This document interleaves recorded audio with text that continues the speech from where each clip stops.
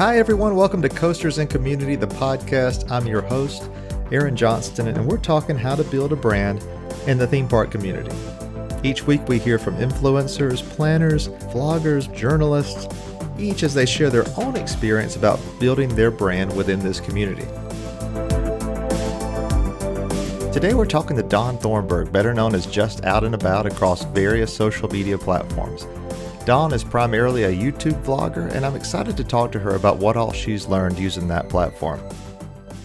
So let's go. Tell me how early on how you became interested in theme parks. Oh gosh, that goes way, way back. I don't know. My dad and I always loved roller coasters. My dad wasn't quite the freak about roller coasters that I was. Yeah. But the first thing I ever remember riding, we'd gone to Carowinds. I was born in 72. Carowinds opened in 73. Yeah. So, my parents took me to Carowinds at a very early age. I do remember that. I just don't remember riding anything there. But I remember seeing the characters, having the balloons, all that stuff. Yeah. The first real roller coaster that I actually remember riding was Space Mountain. My dad got me on. I think I was 5 at the time, because I think it was either 77 or 78 when we went. So 5 or 6. So I want to get on. My dad gets me on. Of course, about the time we get in line and we get on, I start screaming, saying I want to get off. So he just keeps telling me, it's too late now. There's nothing we can do about it. You got to ride it out. Yeah. And so that's all he kept saying. You got to ride it out. So I don't know. Something happened after that, and I just always ride it out. Well, so you mentioned Just Out and About. Where did that come from? How did that come about?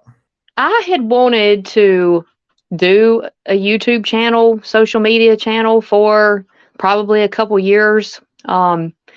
Just never got my nerve up about doing it. Yeah. And to begin with, my friend Kathy and Todd were a part of Just Out and About. They have gone and done they're doing their own thing now, their own channel. Yeah. But I met Kathy in line for the Fury 325 back in 2016. Okay. So we became friends. They like to do a lot of theme park stuff too. So by 2018, we talked about it all of 2017. 2018, I finally did it. We started the channel. What was holding you back on that? Just being on camera. Was that really what it kind of boiled down to? Being on camera, you wouldn't believe it, but in school, I was not the public speaker. So, I couldn't get up in front of people and talk. You know what? I don't believe that, Dawn. You don't believe that one bit now, do you? No, I don't. But whatever. If you say so. So probably that held me back more than anything. Just being out in public on camera, talking, not talking in general, but talking on camera. That's the thing. I mean, it's people. I think people undersell what a talent it is to be able to do that, do it well, and kind of pull it off. Because it's really just it's a one-man show. You carry the video. I mean, I know you got stuff you can show and stuff, but you gotta think on your feet. You know what I'm saying? It's not an easy thing. To begin with, I can remember. To begin with, when we had started the channel, we spent so much time trying to find a spot in the park that nobody was at, just to try to record a clip. Yeah. And then we would have to do it probably 10 times minimum, because it had to be just right. And now, of course, I don't worry about so much being just right anymore. I just laugh it off, whatever, just go with the flow. So I never told you this, but so I was in the Dollywood influencer group with Dawn for the first year. I was an influencer, and but I was with Dawn one night, and we went to Pirate Voyage. Yeah. And I had never really done anything on camera or anything like that. And I don't really do YouTube or anything today, but I'll do stories on camera. And up until that point, I had never really been around anyone that would do the whole vlogging thing. Yeah. And it always seemed like some sort of kind of mystery. And then I saw Dawn doing that. We kind of went through the night, and I thought, well, maybe I can do this. Maybe you just do it, and you just eventually get better at it. So yeah, that's kind of what broke the ice for me a little bit in doing anything like this. And I remember all of a sudden I just threw the camera over on you, didn't I? You did. Like, hey, Aaron, yeah, what do you think? Yeah. I don't know, Dawn. What do I think? Yeah. No, that's Everybody true. does give me a hard time about that, saying, I don't give anybody any warning. I just throw the camera over on them. But yeah, that's where anything I've done since, that's kind of where that kind of came from. Yeah. So how did you decide on that brand? How did you decide on Just Out and About?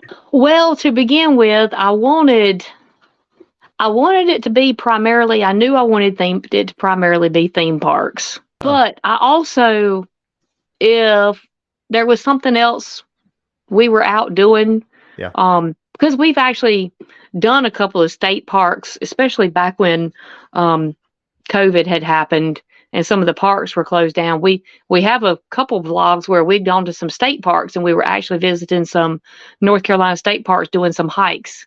But just that is an example. I didn't want it to be a coaster name or, something involving coasters or theme parks in the name, because I just wanted it to be where if there was something else we were out doing it and we shared it, then hey, we were just out and about doing it. Did you come up with the graphic, or where did that come from? Actually, Todd came up with the graphic on it, and it just stuck. And I'm not even sure how that actually came about, but he made the logo for it, and this just I've actually thought about changing it and just putting, since it's Tyler and I now, and just putting a profile picture or whatever, but I don't know. I think people just relate just the logo to just out and about now. Yeah, so at this point, there's some brand equity there, right? Yeah. So I know you primarily through, or I say I know you, I interact and kind of engage with you pretty much on Instagram, but I still watch. I watch your YouTube stuff, but really, would you say you're predominant? Did y'all start with YouTube, and then everything else kind of came from there as far as the other platforms go? Pretty much. YouTube was really, at that point, was going to be the focus. And of course, the Instagram and Facebook just came along with trying to share stuff, vlogs. I've really tried to build the Facebook a lot more than I had, and it's growing now compared to what it was. So, what made you decide to do that? I don't know. I still do think that a lot of people like to see the pictures and the post, especially as we go along on a trip. Most of the time I'll try to each day, even though I've usually done a vlog on it, I'll try to each day make a post on Facebook, talk about what we did at the park that day or whatever, and put a bunch of pictures on there. And those usually seem to do better than any post we make when we're actually on a trip and doing a recap of the day. So Twitter, I really don't post that much on it anymore, because we never went very far on Twitter. And then once it became just me, then I just haven't really posted on Twitter, and we're trying to build TikTok now. Gotcha. So, that's coming along a little bit. Yeah. What was so if we drop back a little bit, when you first started Just Out and About, what was the goal at the time? What were you trying to really just sharing the fun at the parks, trying to go out and let people know how much fun you can have at the parks. And it don't always have to be about roller coasters. There's so much more to do there at any park, really. Was it really just something you wanted to do? Was it wanting to be part of a community, or was it just, hey, this sounds like something fun to do, let's do it? Was it one of those kind of things? Pretty much. It sounds like something fun to do, so let's do it. I understand. Trying to build a relationship as well, as far as a community, wanting to build a relationship with the parks as well that I loved. And you know, I feel like for the most part, there are some parks, Carowinds, Dollywood, Busch Gardens, Williamsburg, that, you know, I've pretty much got a relationship Yeah. built with, so it's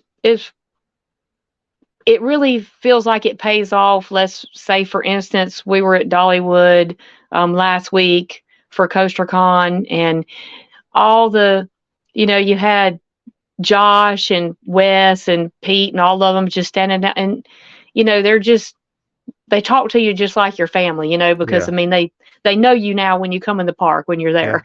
Yeah. So No, I get that. Did you yeah. ever was there ever a thought in your mind that, hey, maybe I could kind of ride this to some sort of career in Oh, the I theme would park love industry? that. I would love it. Yeah. I mean, it's kind of tough being where we are Yeah. or where I am. Tyler and I are. It's not like we can get to a tourist area Right. every day of the week. So, that makes it a little tough to actually build a brand. Yeah. No, I know what you mean. I know. Look, I totally know what you mean there. Yeah. If we were, as far as a career of it, yes, Yeah. I would love it, but there's not too much right around where I live that anybody would be very interested in. Yep. No, But, and then we're like you are, pretty much if you're going to go, you have to plan a weekend. yeah. You need at least a day or two to go. So, I wish we were somewhere where Tyler and I could get out every day or every other day and go check out something or some new restaurant that somebody, wanted. So, yeah, I admit I'm a little jealous of those folks that are, that have that accessibility sometimes. Yeah. Yeah. Because probably where you are and where I am, nobody really cares about what new restaurant's opening up. I mean, Dawn, I've got a Whataburger opening up down the road for me if you're interested in that. But you're right. I don't think there's a big audience for that. But yes, of course, if it ever came to where it was a career, of course I would love it. Oh yeah, because I love the parks and love to share what fun there is to have at the parks. Well, let's talk about your content specifically. Okay. Just your, what kind of content do you like the best to publish? What's your favorite thing to produce or publish? I think I pretty much like doing the daily vlogs. I mean, as far as when we're on a trip. Yeah. At one point, I kind of backed off of doing daily and was just kind of trying to, if there was something specific going on at the park, for instance, Dollywood, summer celebration. Yeah. Instead of doing a daily vlog, if I was there for 2 days, I would just do a video on the summer celebration. Okay. But I think I prefer this past trip, and we've got a lot of vlogs coming out from this past week-long trip. I actually put a survey, a poll on our YouTube, on our community YouTube, and asked people, to vote for what they would want to see, whether specific content or daily vlogs, and the biggest vote was daily vlogs. So that's what we did this time, and I did that when we went to Cedar Point and Kings Island. So I like the daily, just kind of incorporating everything into the one day. So well, I mean, that there's a little more pressure too with the daily vlogs, right? Yeah. I'm getting more, more into trying to share those daily, especially if we're on a trip.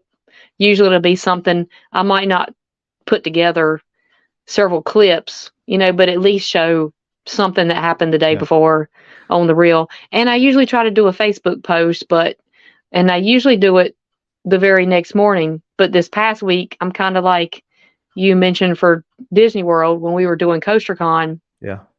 We were late every night and up early every morning. And it's just like, I found myself, it was like 4:00 the next afternoon, and I'm doing the recap from the prior day. I'm finally sitting down, getting a chance to do it. But do you still consider YouTube to be y'all's primary platform? or your primary platform, and everything else just kind of feeds it? Do you still look at it that way? I don't know. Like I said, the for just out and about, the Facebook is honestly probably growing quicker than any of the other. Okay. As far as a growth rate. So is it? Do you see it kind of becoming the hub, sort of, it very well could. Okay. Because Facebook is pushing reels. Yeah. They're pushing short video content. Yeah. Where, I mean, yourself, the short video content is, other than if you're going to edit it like you do with a bunch of edits to it, but I mean, it's so quick, and easy to put out. Yep. Compared to most of the time, especially if I'm going to want to share something that's happening right then. Yeah. The short video content is the best, because by the time I come home from a trip, sit down, get all my stuff together, and start editing, some of the stuff has already been going on 2 and 3 weeks by that point. Are you using? I can't remember. Are you primarily using Facebook Shorts, or are you using YouTube Shorts? Are you publishing both? I would say that I put them on. When I do a short, I put them on every platform. Okay. As far as Instagram, TikTok, Facebook, and YouTube. I would say they're probably doing better on Facebook than on anything. Once in a while, Instagram does pretty good.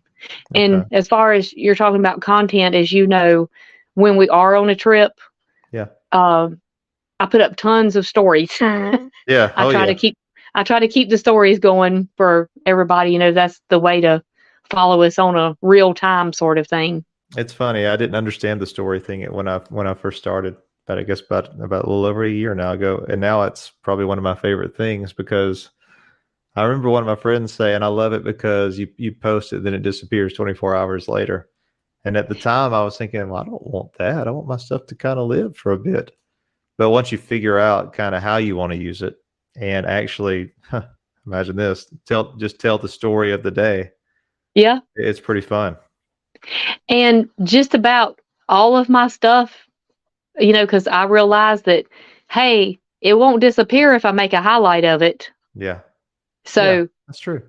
If you look on my Instagram page, now it'll disappear on Facebook because, of course, I mean, it's gone from there. Yeah. But on Instagram, there are highlights of trips all the way back to, I would say, at least 2020 on there. Yeah, 2021. I was getting ready for there might even be Halloween Horror Nights 2019 on there for all I mean, and it's kind of fun because, hey, every once in a while, I'll even flip back to a highlight myself from several years ago from a trip and go through it real quick for the whole trip. And I'm like, hey, that was fun. Well, let me ask you this. So when we talk about the stuff you produce, how much does what you like influence what you produce versus kind of what the latest trends or what your views from previous videos are telling you that you should produce? Do you let that influence kind of what the final content ends up being, or what does that kind of breakdown look like? For me, I would honestly say and maybe that's a fault as far as YouTube.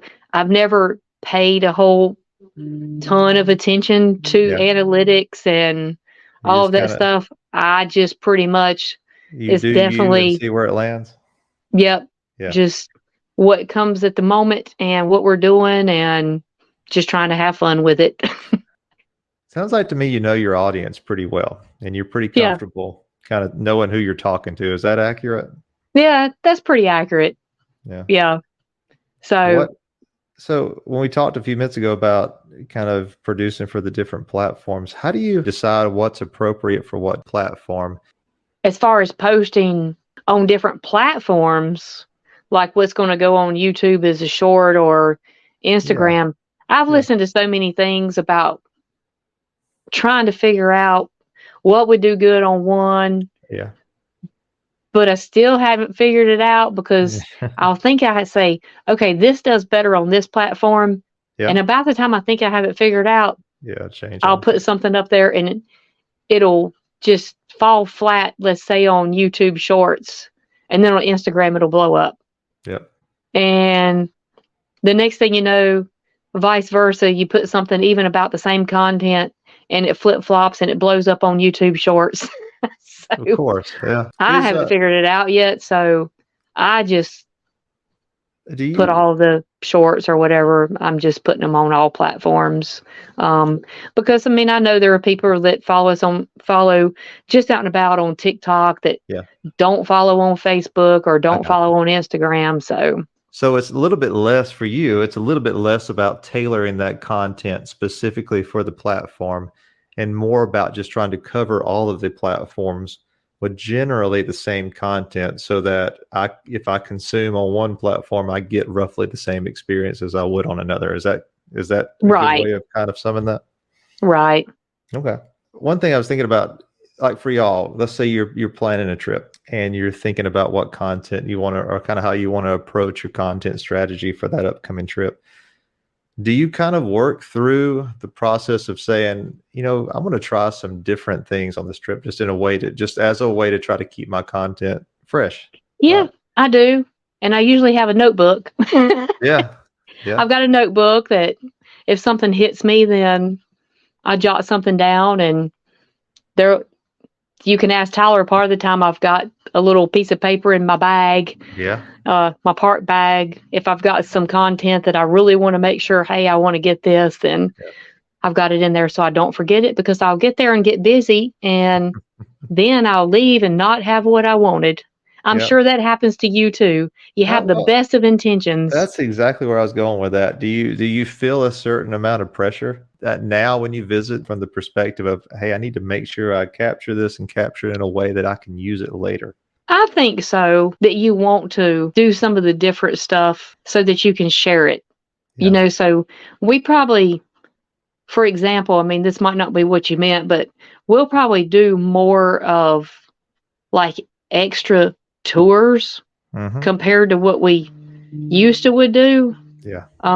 Just to have some different. Just because I want to be able to do a video on it. Yeah. Example, Universal at Christmas, the Grinch breakfast.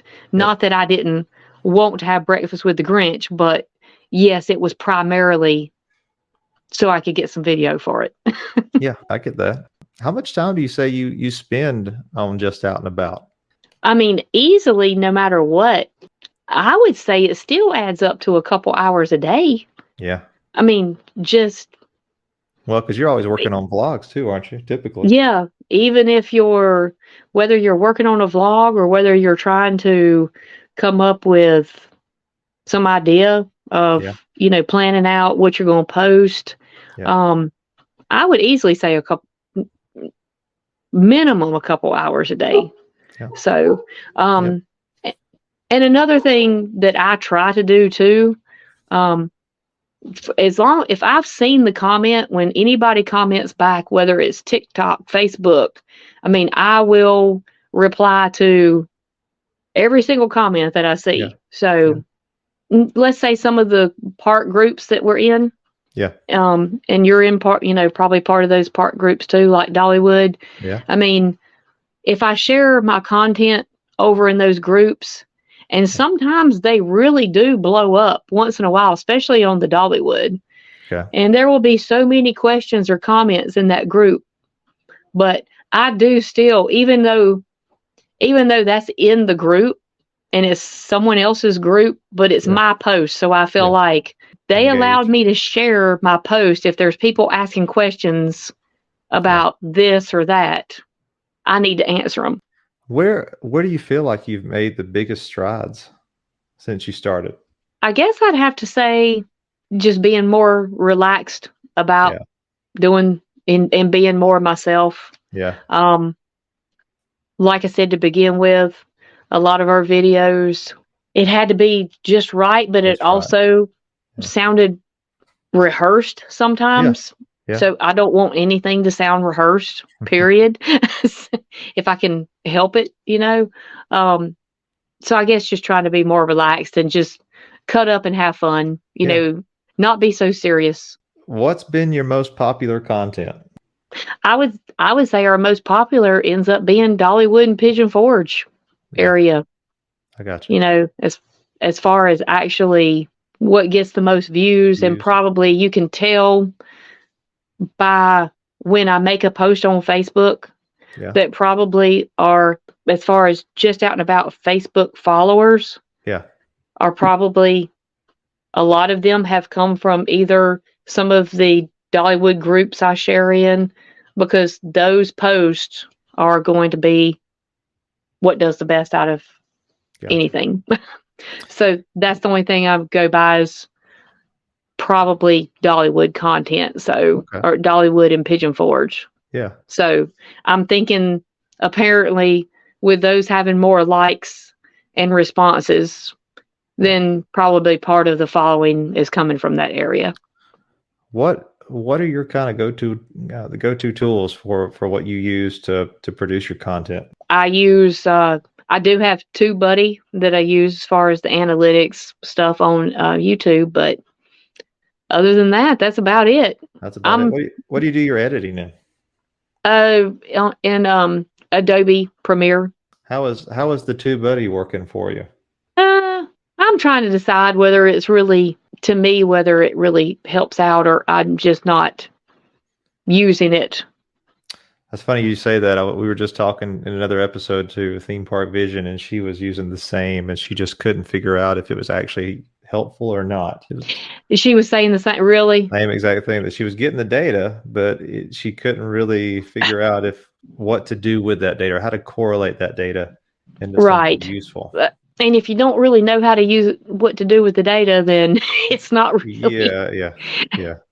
It's not really helping you. So, I've been trying to decide before it comes up to renew again. I've been trying to decide myself. So today, as we sit here, what kind of drives you now? What's the goal? Is the goal still the same as it was when you started, or has that evolved a little bit? I would say that the goal is still about the same, to have a relationship with the parks. And it does help when you reach out to some parks, as I have this year, asked to be hosted for a visit. Yeah. And when you get the answer back, sure, we'd love to have you, then that kind of is that, is that the most rewarding part of this whole thing, or what is the most rewarding part, would you say? The most rewarding part of having the social media and starting the YouTube was the friendships that have been made. That would be the most rewarding part to me. You know yourself, some of my friends, and just like you, I wouldn't know you, but I mean, we've got some great friends that we hang around. We wouldn't have even known them if it weren't for starting a social media channel. If Tyler and I were just still going to the parks, riding as much as we could get, just going as hard as we could all the time, we would not know the people that we know. Yeah. And it's kind of awesome now because I've got friends that are in Pigeon Forge or friends that are also in Williamsburg, that when you tell them you're coming to the park, then they live in the area and they make a point to come over and spend some time with you. Yeah. So that would be the most rewarding part. That is a neat thing, isn't it? That's yes, it is. I didn't really understand that till we started the Dollywood influencer thing, but that it is a real thing, and it changes kind of the kind of your whole theme park life. It does. It really changes your whole outlook on it. I know a lot of people still think that we just go to the park every time, and like I said, we're just gung-ho riding all we can ride, when most of the time we're just walking around with everybody cutting up and just having a good time. Between the friends you have that you've made at the parks, and you make trips with them and everything else, and the people that are at the park that realize who you are, then whether it's whether you're whichever park calls them host like Dollywood does, or team members, cast members, when those people recognize you. And prime example, I'll go ahead and say like Miss Lillian at Dollywood. Yeah. You know, she knows us when we walk up, you know, and she just starts singing a Just Out and About song to us. You know? Well, so what's next for you? What's next for Just Out and About? Where do you see Just Out and About 5 years from now? I mean, sure, if it could ever be, probably wouldn't ever be a full-time career, but you know, if it could ever be that partial career, then I mean, yeah, I would still, you know, I would love it. Yeah. To be able to expand to that. But if it doesn't, then we'll just keep on sharing the trips that Tyler and I do, and sharing the fun and goofing off and the chocolate on our face.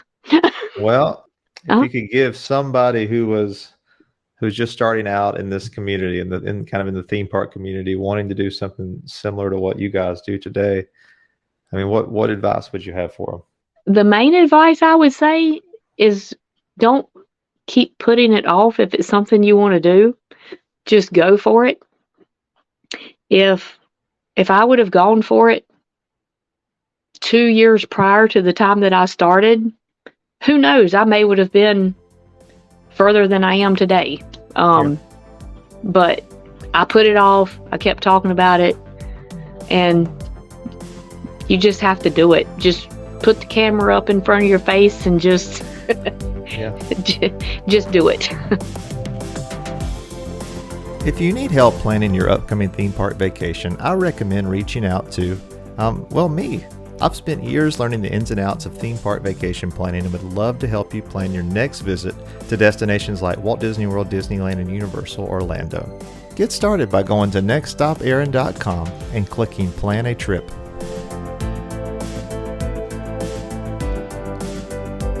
So I hope you enjoyed our conversation with Dawn. I certainly enjoyed catching back up with her. I thought she had some great things to say, especially around not letting fear of not being great at something prevent you from just doing it and having fun with it. So I certainly identified with that, and I hope you did as well.